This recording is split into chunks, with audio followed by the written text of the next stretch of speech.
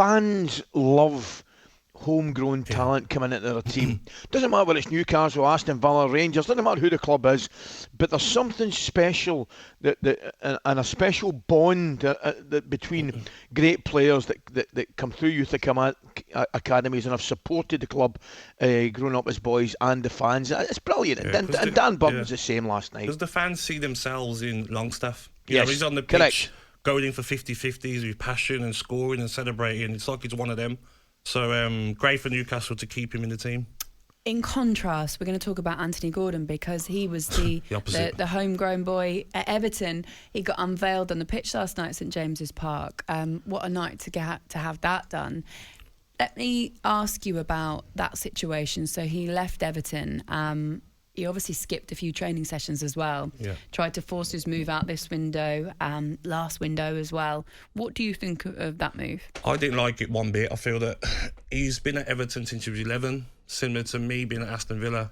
When I was 11, I got signed by Aston Villa, and when I was 21, it wouldn't be in my dreams to force through a move. I understand players want to move and better themselves, Ali, and win trophies and go to clubs that are doing better. Leave that to your agent to do behind the scenes. Turn up to training. Everton have made you what you are through the youth setup. Give you your debut. You become who you are because of Everton. When the going's getting tough, don't not turn up into training. I know you've not been playing under Lampard recently. It can be frustrating. And maybe the move is good for Everton and good for Anthony Gordon. And Everton have got 40 million. But to not turn for training for your club, to me was unforgivable.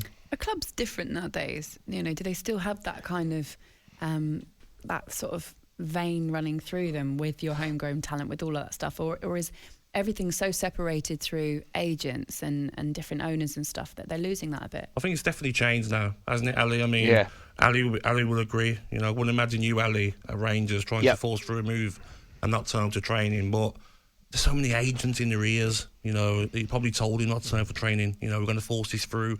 Newcastle want you. I just feel when, you're an Everton fan, you've been brought up for the youth system, to not turn up to training, to me, was unforgivable. It's a shame, not knowing all the ins and outs, what I mean. I was loath to criticise him at the start because I wasn't sure whether he'd maybe been told to stay away. But it looks as though that's not been the case. Even when you read the statement yesterday from Everton, I mean, there was no thank you. There was, and I thought, oh well, that's been a kind of acrimonious ending to that particular relationship, and it's not good. It isn't good. But you're right, Gabba. Sometimes you look at the players nowadays, and they're heavily influenced by agents who perhaps have ulterior motives and aren't thinking about the best interests of the player. And I'm not saying Caicedo's agent is like that, but you look at the way he's handled things, and you look at somebody like Alexis McAllister, who's come back as a World Cup winner, embraced the whole situation and wants to go and play. I feel like he heard the bid, didn't he, Caicedo, from Arsenal, and he's on Twitter tweeting this long paragraph about the 10 siblings and wanting to move. I just feel it's not good, Ali. Well, do you know what I'm on it, Gabby? My opinion has never ever changed on it, and it probably is an old-fashioned way to look at things. I just think if a player is happy enough to sign a contract, then he should be happy enough to honour the contract, whether it's for 6 months, 6 years. If you're happy to put pen to paper to that, then the first thing you should be accepting of is the fact that you should honour that contract unless circumstances suit both parties. talkSPORT Breakfast with Laura Woods, Monday to Wednesday mornings 6 till 10.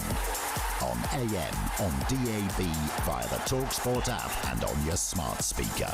talkSPORT.